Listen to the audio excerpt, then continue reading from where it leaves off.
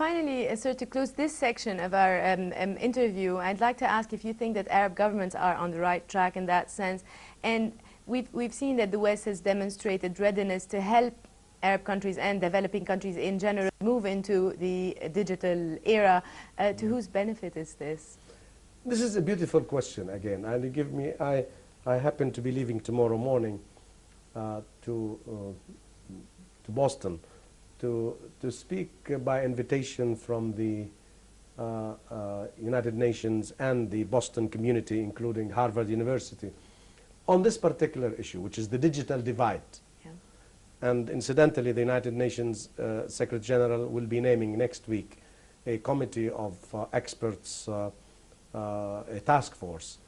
You're going to be on that committee? And I heard that I was nominated to be on that task force. That task force will address the question of bridging the digital divide. And I will be speaking on this particular subject after tomorrow in Boston. Why? Why am I optimistic? One, because I know there is a will in our leadership in our Arab world. And I know that because I am in contact with the decision makers in the various governments in the Arab world. I met most of the communication ministers and the responsible for the communication and information technology in the Arab world. And I know that they know it and they understand it better than I do. And I know they are motivated and determined and they have the will better than I do. Even at the higher level, at the leadership, head of the state, we know that many of our heads of states are by formation information technology oriented. So the decision, the will, and the ability is there. On the other side, I don't expect charity nor goodwill. I'm not naive enough to assume that the developed world or the West will give us anything for free. But it so happens that in this particular situation, the interest of the developing world and the developed is one. Because unless the developed world helps me connect and become part of the digital economy, global digital economy, the developed world will lose 80% of the global market.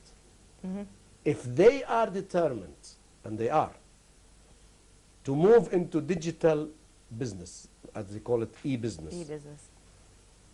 It is no good doing e-business with each other because they want to sell to us. Exactly. To be able to sell to us digitally, we must be online. We must be connected.